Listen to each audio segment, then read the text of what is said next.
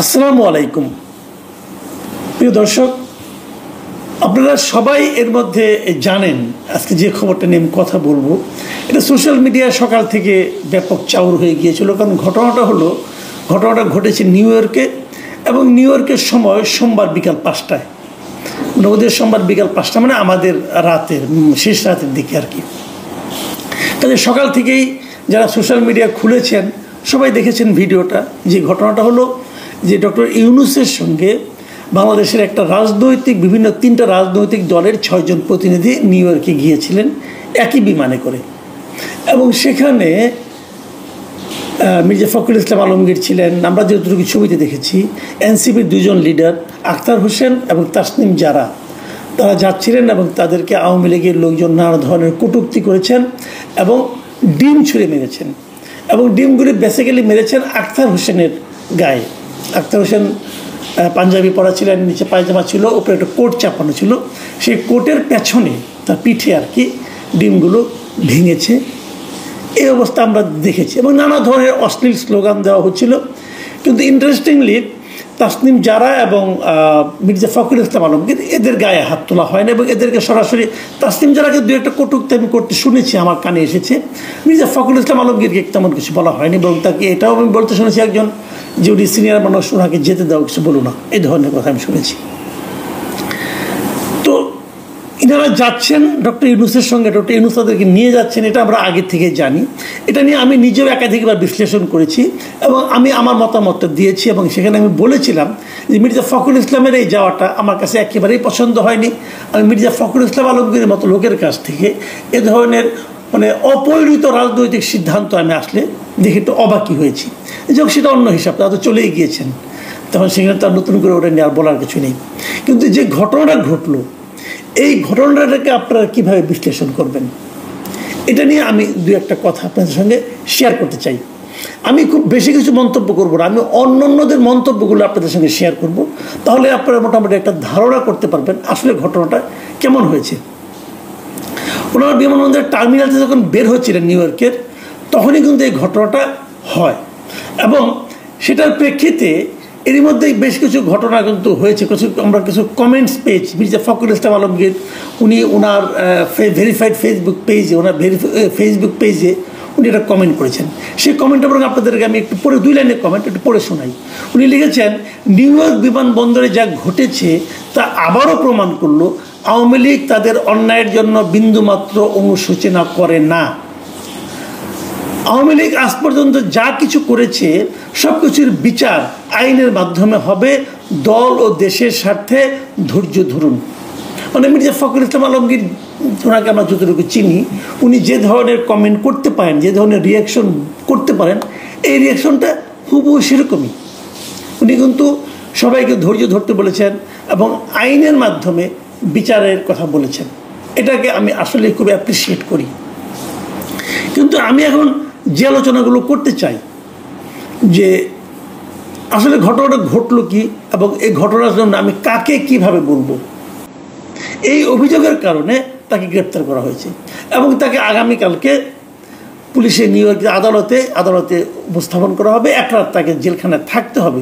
এই গ্রেপ্তার নিয়ে মিজানুর রহমান যে খুব একটা উদ্বিগ্ন সেটা মনে হয়নি বলে ওখানকার স্থানীয় লোক জানিয়েছেন, এবং তাই নাকি গ্রেপ্তার হওয়ার পর জয় বাংলা স্লোগান দিয়েছেন। তার সঙ্গে যারা ছিল তারাও জয় বাংলা স্লোগান দিয়ে তাকে পাঠিয়ে দিয়েছে পুলিশের কাছে। কাজেই এটাতে কি কিছু হবে, এটাকে ডিম মারার কারণে গ্রেপ্তার করেছে, এই ধরনের খবর পড়ে আসলে বলে কোনো লাভ নেই। এটা অন্য কারণে, এবং সেটা খুব বেশি কিছু হবে বলে আমার কাছে মনে হচ্ছে না, সেটা যেটাই হোক। কিন্তু আমি বলতে চাচ্ছি অন্য কথা, যে এইখানে তারা গেলেন, এই যে ডিম মারার ঘটনা, এতে কি আমাদের এই বাংলাদেশের মান সম্মান, বাংলাদেশের ইজ্জত দুনিয়ার মানুষের কাছে, পশ্চিমা বিশ্বের কাছে, যাদের সঙ্গে এখন কিন্তু অধিবেশন শুরু হয়েছে, কয়েকদিন পর শুরু হচ্ছে, কালকে উনি ভাষণও দেবেন, সেই সাধারণ পরিষদের অধিবেশনের যারা আসছে বিভিন্ন দেশের লোকজন, তাদের কাছে কি আমাদের সম্মান বাড়ল? আমি নিশ্চিতভাবে বলবো এটা বাড়ল না। এবং এই যে বাড়ল না, এর জন্য আপনি কাকে কেন দায়ী করবেন? আমি একটা কথা বলি, আমি বিদেশে কোনো ধরনের রাজনৈতিক এ ধরনের কর্মকাণ্ড আমি নিজে সাপোর্ট করি না। আমি এটা আগেও করতাম না, এখনও করি না। আগে যখন শেখ হাসিনা প্রধানমন্ত্রী ছিলেন, তখন তাকে নিয়ে বিএনপির নেতাকর্মীরা যা করতেন নিউ ইয়র্কে অথবা অন্যান্য ইংল্যান্ডে, আমি সেটাকে সাপোর্ট করি না। এবং সেখানে আবার খালেদা জিয়াকে নিয়ে আওয়ামী লীগের লোকজন যা করতেন আমি সেটাকেও সাপোর্ট করি না। এবং বাংলাদেশের যে গণপ্রতিনিধিত্ব যে আইন আছে পলিটিক্যাল পার্টিগুলো গঠনের ক্ষেত্রে, সেখানে স্পষ্ট বলা হয়েছে তারা বিদেশি কোনো রাজনৈতিক দলের শাখা থাকাটাকে বেআইনি করেছে। সেই বেআইনি কাজ আওয়ামী লীগ বিএনপি অনেক দিন ধরে করে আসছে, তাদের কেন্দ্রীয় নেতৃত্বের অনুমোদন ক্রমেই করে আসছে। আমি এমনও জেনেছি অনেক কেন্দ্রীয় নেতা ওখানে কমিটি বাণিজ্যও করেছেন, করে বিপুল পরিমাণ অর্থও কামাই করেছেন। কাজে দুটোই হচ্ছে, এখানে বেআইনি কাজ হচ্ছে। কাজেই এটা কেন হচ্ছে, কী কারণে হচ্ছে, এটার জন্য বিস্তারিত আলোচনা করে লাভ নেই। আপনারা সবাই জানেন 2 পয়সা কীভাবে কামানো যায় এর মাধ্যমে, এটা আমি সমর্থন করি না। কিন্তু পাশাপাশি আবার আরেকটা কথাও বলি, সেই কথাটা হলো যে আওয়ামী লীগের যারা দল করেন আর পলিটিক্যাল পার্টি যারা করেন, তাদের তো কথা বলার একটা স্পেস লাগবে, কথা বলার জন্য একটা উইন্ডো লাগবে। সেই উইন্ডোগুলো যদি আপনি সব বন্ধ করে দেন, দেশে কি আওয়ামী লীগের কোনো লোকজন কোনো কথা বলতে পারবে? দেশের একজন আওয়ামী লীগের লোকজন একটা স্লোগান দিতে পারবে? কোনো একটা সরকারের কোনো একটা কাজ তার পছন্দ হলো না, এই দেশের কোনো একজন আওয়ামী লীগের নেতা অথবা কর্মী অথবা সমর্থক অথবা ভোটার, সে কি সরকারের বিরুদ্ধে যে আমি আওয়ামী লীগের পক্ষ থেকে বলছি তুমি এটা করে ঠিক করা নাই বলতে পারবে? পারবে না। তাকে সে বলার স্পেসটা আপনি রাখেননি। যখন বলার স্পেস না থাকি তখন কি হয় আসলে, সেই ঘটনা নিয়ে হয়তো নিউ ইয়র্কে একটু দেখেছেন, সেই ঘটনা নিয়ে আমি এই আলোচনার শেষে একটা আলোচনা করব যে কী হয়। তার আগে আমি বলবো যে এখানে কিন্তু জামাতের লোকও ছিল, জামাতের ডক্টর আবদুল্লাহ মোহাম্মদ তাহের ছিলেন নায়েবে আমির। উনি কোথায়, ওনাকে দেখলাম না। আমি একটা 9 মিনিটের ভিডিও দেখেছি, সেই ভিডিওতে কোথাও আমি তাহের সাহেবকে দেখলাম না। আচ্ছা, ওনারা কার আমন্ত্রণে গিয়েছিলেন? ডক্টর ইউনূসের আমন্ত্রণে গিয়েছিলেন। ডক্টর ইউনূস সাহেব কোথায় ছিলেন? তাকেও তো দেখলাম না। তো ওনারা কি একই সঙ্গে বের হননি? যদি একই সঙ্গে বের না হয়ে থাকেন, গেলেন একসঙ্গে, আলাদা আলাদা বের হলেন কেন? ওনারা কি কোনো বিশেষ নিরাপত্তার মাধ্যমে বেরিয়ে গিয়েছেন? অনেকে লিখছেন কিন্তু যে ডক্টর ইউনূস দাওয়াত করে এই লোকগুলিকে নিয়ে গিয়ে এদেরকে এতিমের মতো ছেড়ে দিয়ে উনি চলে গেলেন ওনার নিরাপত্তা নিয়ে। কাজটা কি ঠিক করেছেন? এখানে আবার অনেকে এটাকে এভাবে ব্যাখ্যা করেছেন যে এখান থেকে ডক্টর ইউনূসের চরিত্রটা বুঝতে হবে।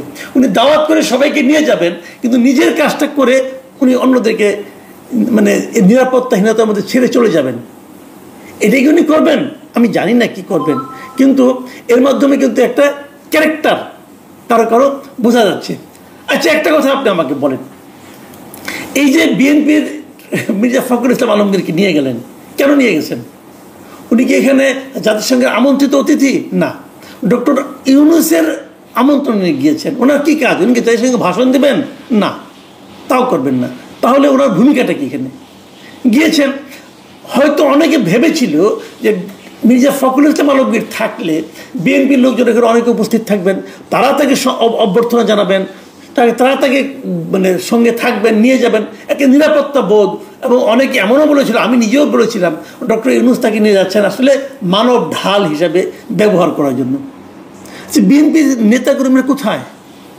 তারা কি এয়ারপোর্টে এসেছিল? তারা কি মির্জা ফখরুল ইসলামের নিরাপত্তার কথা ভেবেছিলেন? তারা কি নিরাপত্তা দিয়েছিলেন তাকে? কেন দেননি? কার নির্দেশে দেননি অথবা কার ইঙ্গিতে দেননি? সব মিলে কি মির্জা ফখরুল ইসলাম আলমগীরকে এখানে বলির পাঠা বানানো হয়েছিল যে যাও একটু বেজ্জিত হয়ে আসো? এই প্রশ্নগুলো কিন্তু মানুষে করবে, আমি করছি। এটা বিএনপির নেতৃত্বকে, অথবা যদি ওখানে বিএনপির কোনো সংগঠন থেকে থাকে, বিএনপির যারা নেতাকর্মী আছেন ওখানে, যে একজন নেতাকর্মী তো অভিযোগ করেছেন তাকে মারতে এসেছিল, তো সেই নেতাকর্মী কেন মির্জা ফখরুল ইসলাম আলমগীরকে এরকম বেজ্জতির হাত থেকে রক্ষা করার জন্য চেষ্টা করলেন না? এই প্রশ্নের জবাব কিন্তু আমি মনে করি একসময় দিতে হবে। কেন এটা হলো? এই কথা ঠিক যে পুরো ঘটনা প্রবাহ দেখি এটা মনে হয়েছে যে আওয়ামী লীগের আক্রোশটা যেন এনসিপির উপরই বেশি ছিল। তো থাকতেই পারে, কারণ আওয়ামী লীগ হয়তো মনে করে যে এনসিপির কারণে তাদের, এই ছাত্রদের কারণে তাদেরকে ক্ষমতা থেকে নামতে হয়েছে। তারা এটাও মনে করতে পারে যে এদের আন্দোলনের কারণে আওয়ামী লীগের কর্মকাণ্ডকে নিষিদ্ধ করা হয়েছে, স্থগিত করা হয়েছে। এই সমস্ত কারণে সেটা হতে পারে। এবং এই কাজগুলো তারা কেন করেছে, ঠিক হয়েছে কিনা, সেটা আরেক বিতর্ক। কিন্তু যে কথাটা মির্জা ফখরুল ইসলাম আলমগীর শুরুতে বলেছিলেন, যে ওনার যে স্ট্যাটাস আমি পড়লাম, যে আওয়ামী লীগের লোকজনের মধ্যে কিন্তু একটা তাদের কর্মকাণ্ডের জন্য অনুশোচনা প্রকাশ করা উচিত ছিল, তারা কিন্তু কেউ এখন পর্যন্ত বলেনি যে তারা গত 15 বছর যে কাজগুলি করেছেন সেই কাজগুলি তারা ভালো করেননি। আমি অন্ততপক্ষে শুনিনি। আবার যদি উল্টাভাবে বলি, তাদেরকে সে বলার সুযোগ দিয়েছেন? আজকে ওদের আওয়ামী লীগের একজন লোক বলেন যে আমি বলতে চাই যে আওয়ামী লীগ গত 15 বছর কি করেছিল, যেই বলতে যাবে ওটাও থেকে রাজনৈতিক কাজ হবে, ওটাও থেকে রাজনৈতিক কর্মকাণ্ড হবে। সেই সুযোগটাকে আপনারা দেবেন না, মব করবেন, তাকে মেরে জেলে পাঠাবেন। তো সেটাও তো সুযোগ আপনারা রাখেননি, আপনি তো কথা বলার সুযোগ দেন না কাউকে। এটার কারণে তারা যদি এটা করে তাহলে কি বলবেন? আর আমাদের এখানে কি এই কাজগুলোর ঐতিহ্য আছে? আগের এই প্র্যাকটিস থেকে আমাদের আছে? নেই, এই প্র্যাকটিসটা নেই। আমি যে কথাটা বলে আসলে একটু শেষ করতে চাই সেটা হলো যে আজকে সকালে এই ঘটনার যখন আমরা প্রথম খবর পেলাম, আমাদের একজন রাজনৈতিক বিশ্লেষক, ওনার ইউটিউব চ্যানেলও আছে একটা, উনি সেখানে বলছিলেন, আমারই খুব ক্লোজ বন্ধু উনি বলছিলেন যে এই ঘটনায় উনি খুশি। ওনার খুশিটা উনি ব্যাখ্যা করেছেন এভাবে যে আওয়ামী লীগের মতো একটা বড় দল এখন ওই ডিম নিক্ষেপের মধ্যে একটা ছোট ঘটনার মধ্যে নিজেদের সাফল্য খুঁজে বেড়াচ্ছে। এই যে আওয়ামী লীগের পরিণতি, এই পরিণতি দেখে উনি খুশি হতে পারে, কিন্তু আমি কিন্তু এই ব্যাখ্যাটাকে এভাবে করি না এই কারণে যে আমি সেটা বলতে চাই যে আওয়ামী লীগের মতো একটা বড় দল আসলে বড়ই আছে, ছোট হয়ে যায়নি। আপনার খুশি হওয়ার কিচ্ছু নাই।